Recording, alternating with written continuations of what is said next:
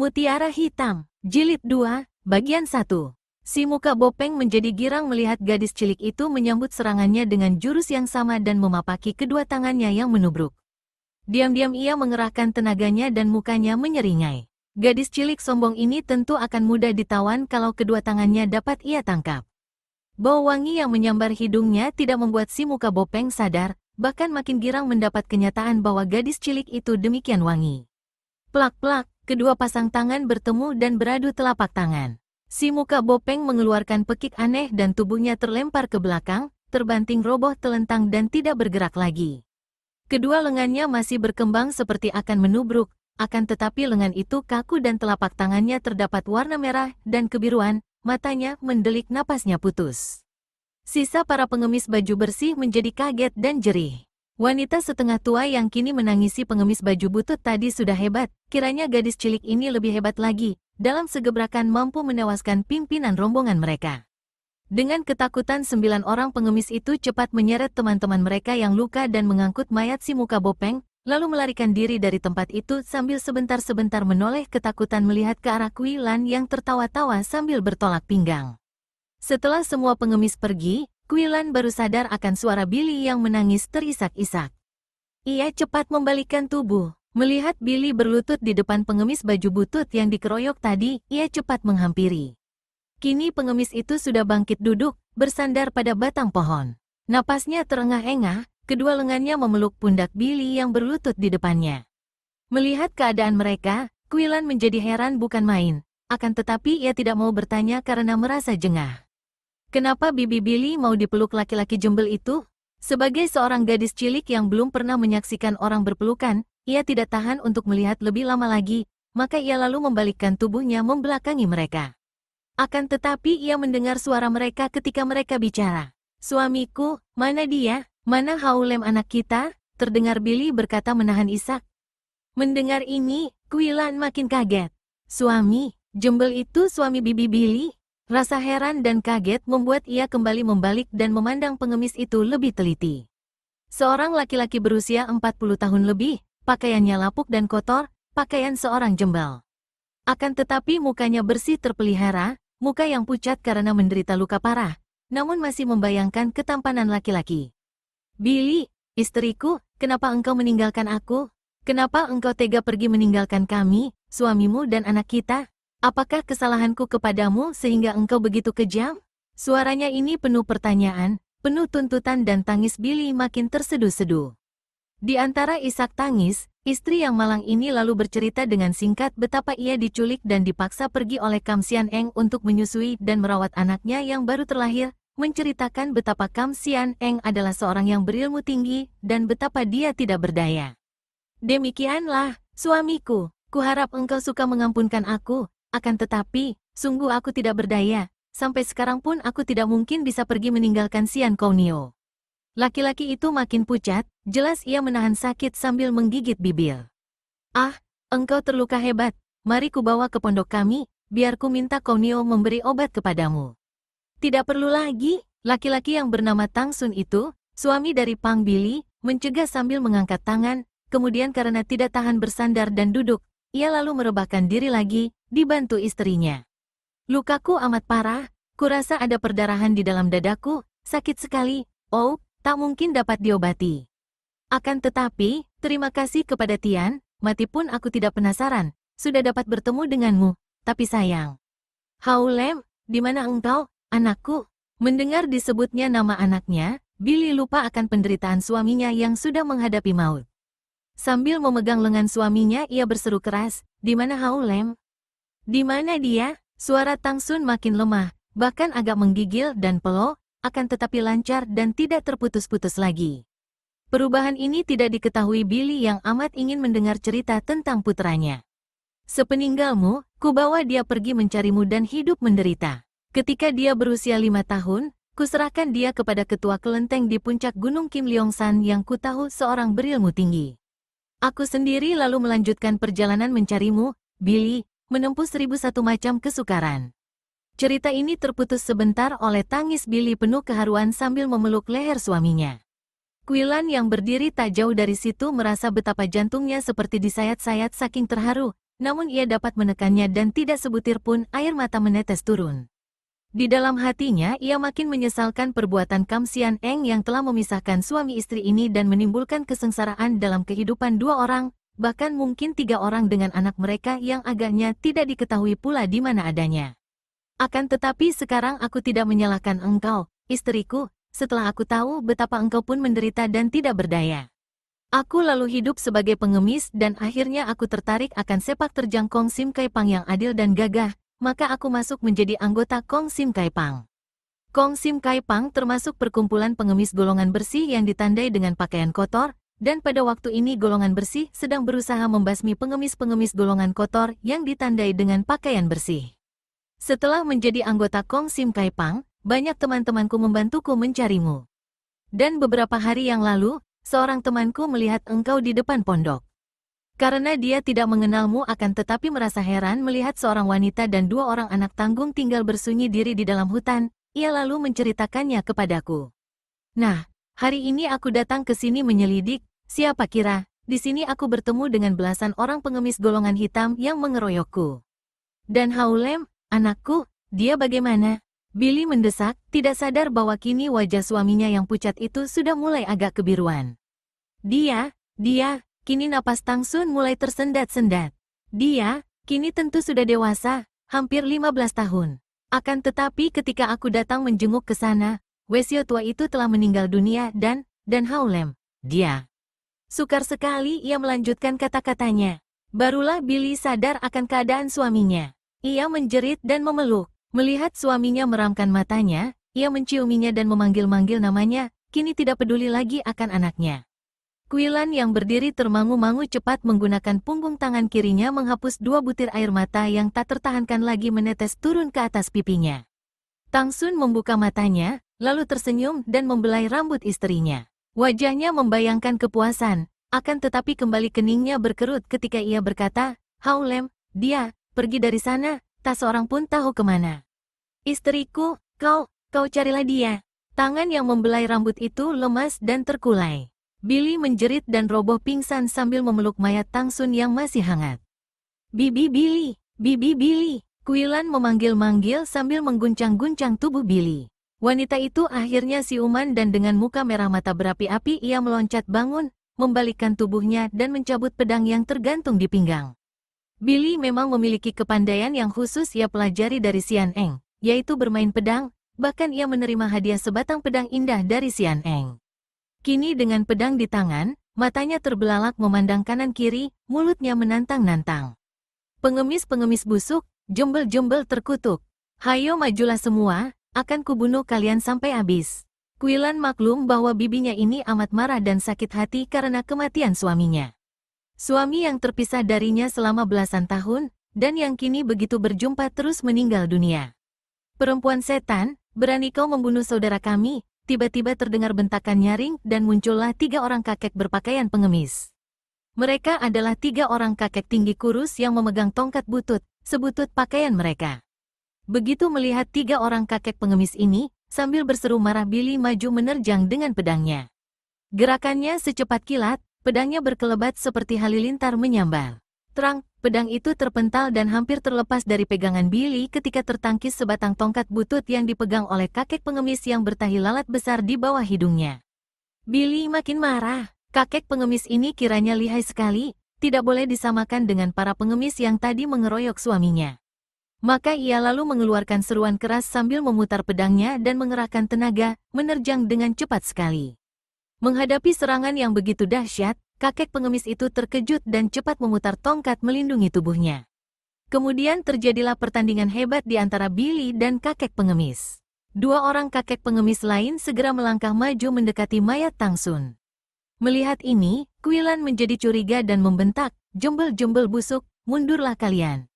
Gadis cilik ini menerjang maju dengan pukulan kedua tangannya yang mendorong.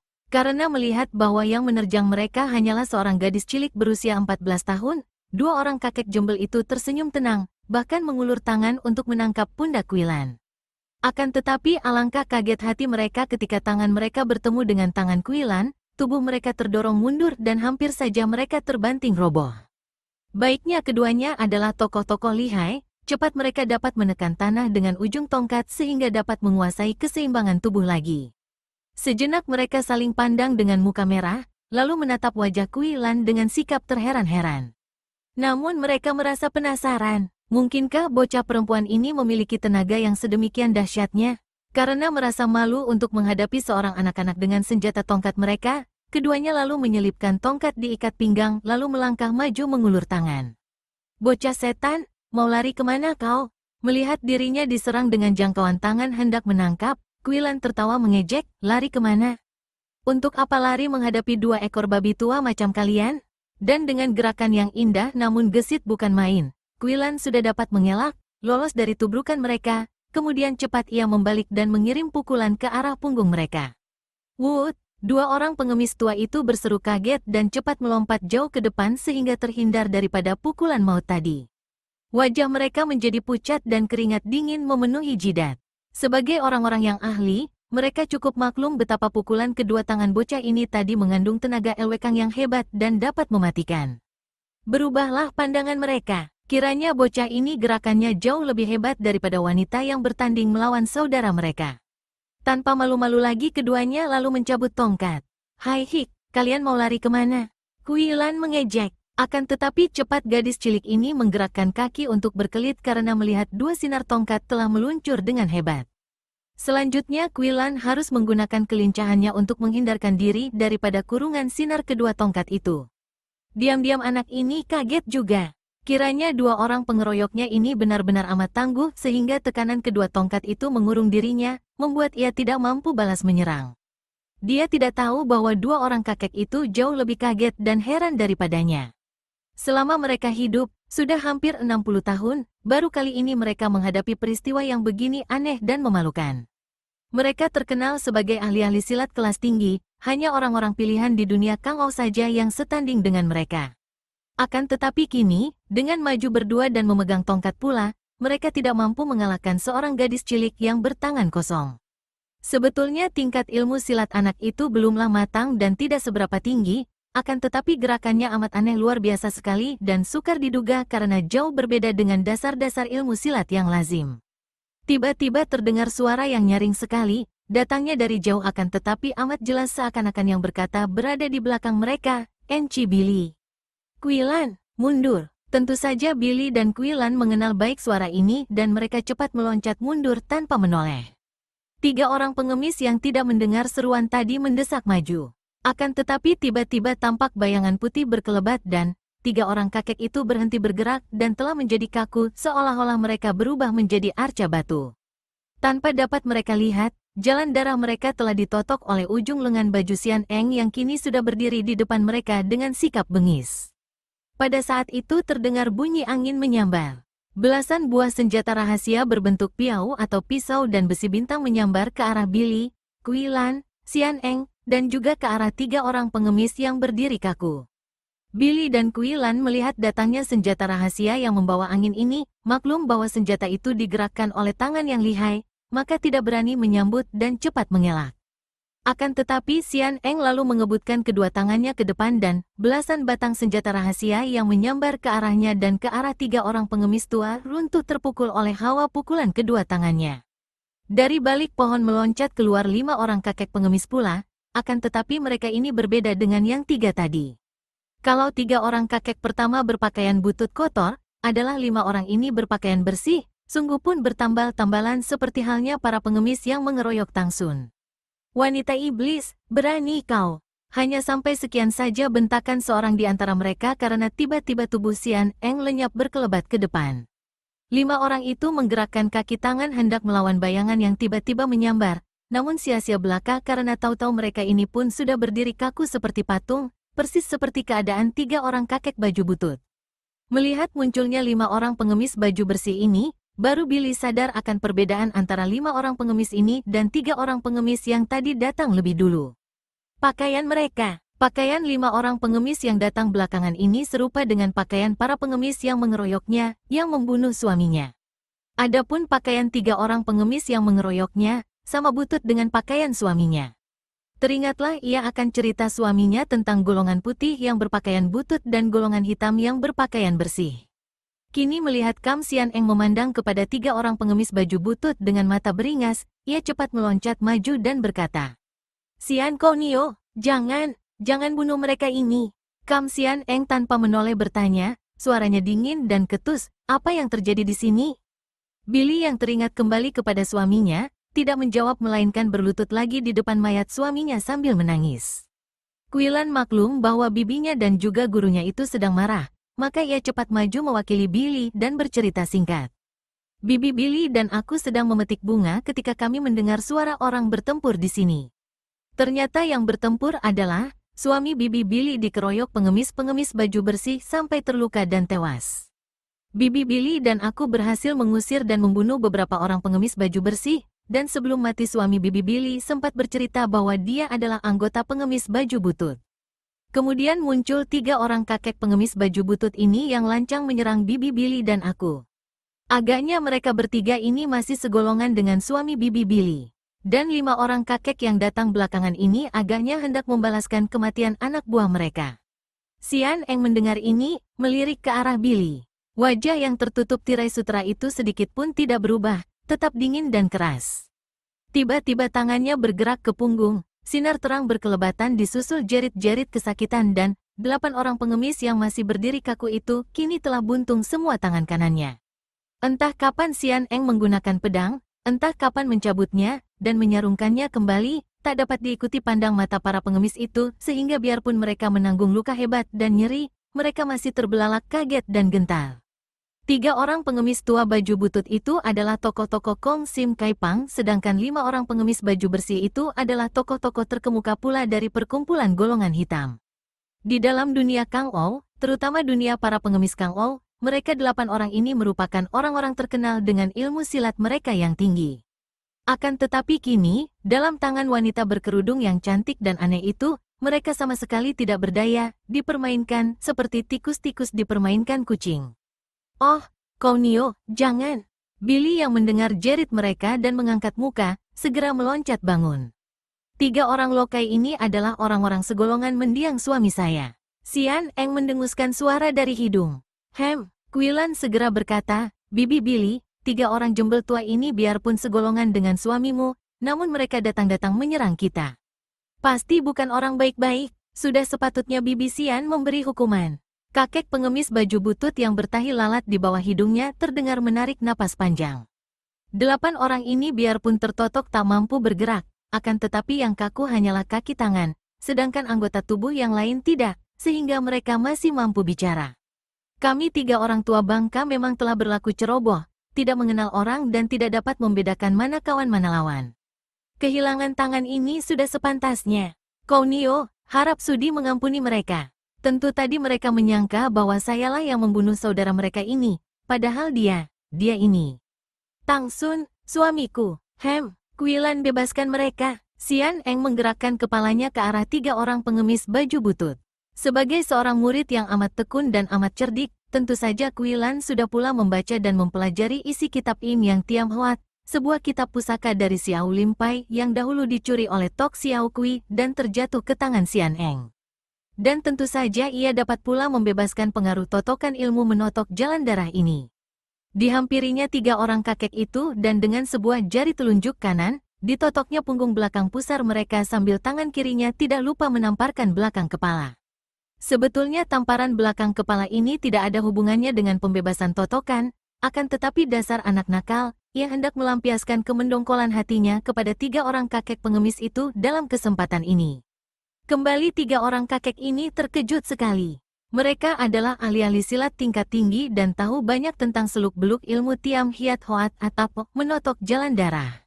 Akan tetapi selama hidup mereka, baru sekali ini mereka tahu ada ilmu menotok jalan darah yang pembebasannya diharuskan menempeleng kepala segala. Makin gentarlah mereka terhadap Sian Eng, dan cepat-cepat mereka menggunakan tangan kiri untuk menotok lengan kanan, menghentikan jalan darah agar darah yang mengalir keluar dari pergelangan tangan yang buntung itu berhenti. Kemudian sejenak mereka memandang kepada Sian Eng, dan pengemis tua bertahi lalat segera menjura, diturut 2 orang temannya dan bertanya. "Kami bertiga dari Kong Sim Kai Pang telah menerima petunjuk Kounio atau Nona, semoga lain kali kami akan dapat membalas kebaikan ini." Sudilah Kaunio memberitahukan nama yang mulia dan tempat tinggal. Xian Eng tersenyum, senyum yang dingin dan mendirikan bulu roma. Suaranya halus merdu akan tetapi juga mengandung hawa dingin yang menyeramkan ketika ia berkata, "Aku Kam Xian Eng dan tinggal di hutan ini. Kalau belum puas, boleh suruh ketua Kong Sim Kai Pang datang." "Pergilah." 3 orang pengemis tua itu menjura, lalu menghampiri mayat Tang Sun, bermaksud akan mengambilnya. Billy maju hendak mencegah, akan tetapi terdengar suara Xian Eng menghardiknya. "Enci Billy, mundur kau." Billy terkejut sekali dan segera meloncat mundur. Wajahnya pucat dan air matanya bercucuran ketika ia melihat mayat suaminya dibawa pergi oleh 3 orang kakek pengemis itu. 3 orang ini memandang sebentar kepada Billy dengan pandang mata kasihan, lalu menghela napas dan pergi dari tempat itu dengan langkah lebar sambil membawa mayat Tang Sun. 5 orang pengemis tua baju bersih itu tadinya terkejut dan khawatir sekali mendengar bahwa anggota Kong Sim Kai Pang yang terbunuh adalah suami wanita yang tak tertutup mukanya. Akan tetapi, mereka menjadi lega hati melihat sikap Billy dan mendengar bentakan wanita yang berkerudung dan mengaku bernama Kam Xian Eng itu. Jelas bahwa biarpun wanita yang kedua itu mempunyai suami anggota Kong Sim Kai Pang, namun si wanita aneh yang sakti itu sama sekali tidak bersahabat dengan Kong Sim Kai Pang. Biarpun tubuh mereka masih kaku dan tak mampu bergerak, namun pengemis yang tertua di antara mereka, yang hidungnya bengkok seperti hidung kukuk beluk, berkata merendah, "Mohon maaf sebanyaknya kepada Qian Wei yang mulia.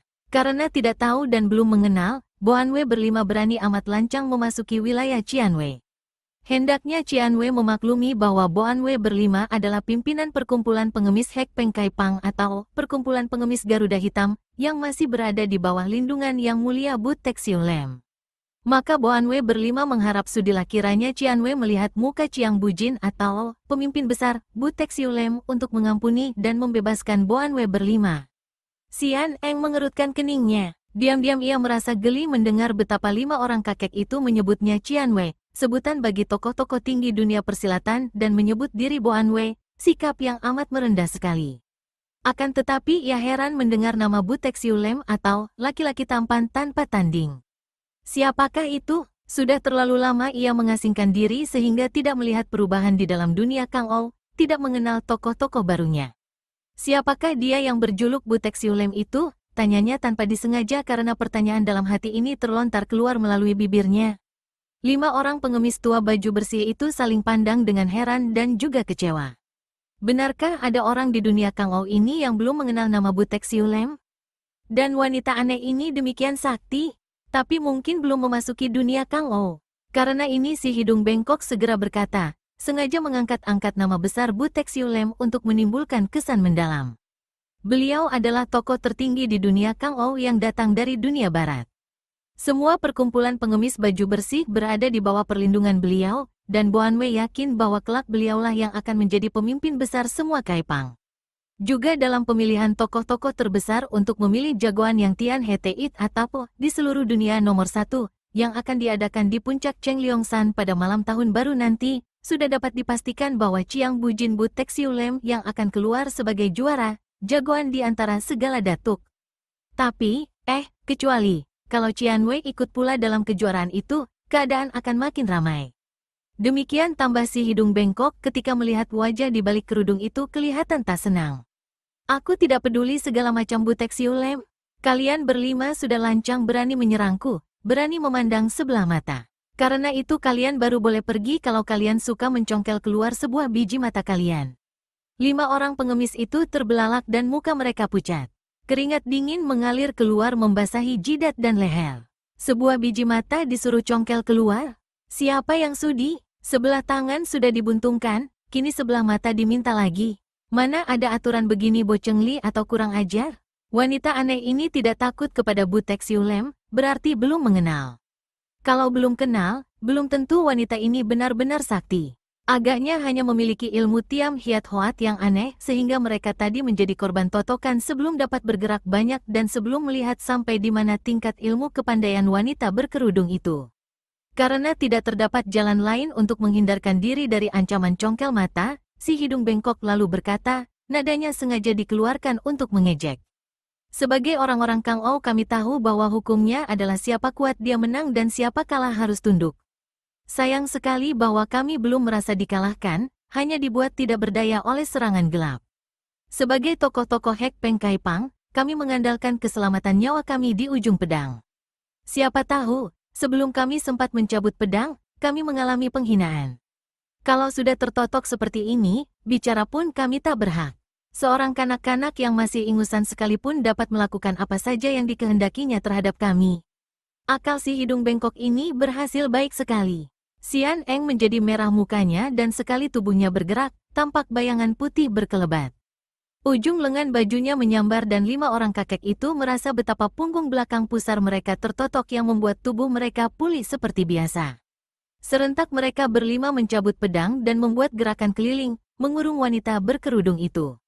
Xian Eng yang berdiri di tengah-tengah dalam keadaan terkepung hanya memandang tanpa mengubah kedudukan badan dan tanpa menoleh.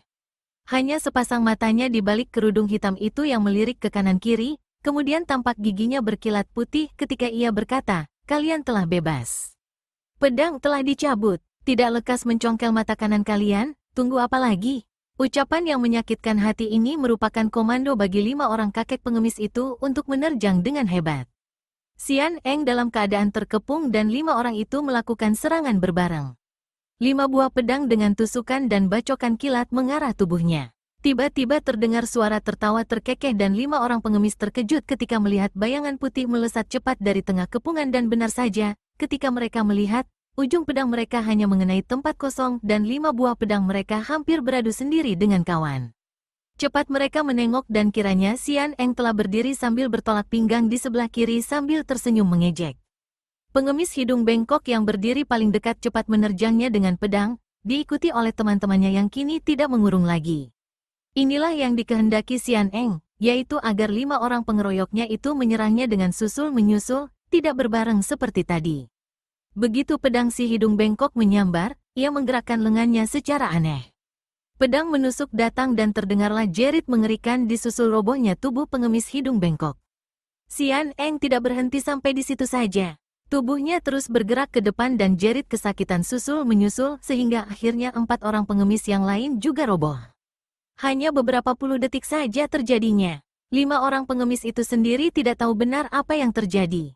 Ketika mereka menyerang secara mendadak pedang mereka membalik dan mencongkel mata mereka sendiri, mata kanan. Kini Xian Eng berdiri tegak, memandang 5 orang pengemis itu yang merangkak bangun sambil merintih-rintih. Tangan kanan mereka sebatas pergelangan telah buntung.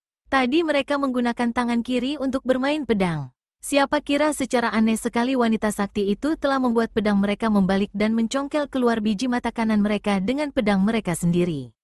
Setelah mereka mampu berdiri, 5 orang pengemis tua yang terluka parah itu berdiri memandang Xian Eng dengan mata sebelah mereka, memandang penuh kemarahan dan kebencian. "Pergilah kalau tidak ingin mampus," Xian Eng berkata dingin. 5 orang pengemis itu ingin sekali menerjang mengadu nyawa. Akan tetapi kini maklumlah mereka bahwa terhadap wanita aneh ini mereka tidak berdaya sama sekali. Si hidung bengkok sambil meringis menahan sakit berkata, "Akan kami laporkan bahwa engkau menantang Ciang Bujin kami Butek Siolem." "Boleh, suruh dia datang ke sini, akan kubuntungi kedua tangannya dan kucongkel keluar kedua biji matanya," bentak Xian Eng. 5 orang itu terkejut, benar-benar wanita ini sudah gila. Berani mengeluarkan kata-kata seperti itu terhadap Butek Siolem yang sakti seperti dewa. "Tunggulah dan kalau memang berani, datanglah kelak di puncak Cheng Liongsan." Xian Eng hanya tersenyum dan memandang 5 orang itu yang pergi sambil meringis kesakitan. Setelah keadaan menjadi sunyi, barulah Xian Eng menoleh kepada Billy dan membentak, "Apakah engkau hendak pergi pula meninggalkan aku?" Di dalam suaranya terkandung ancaman maut.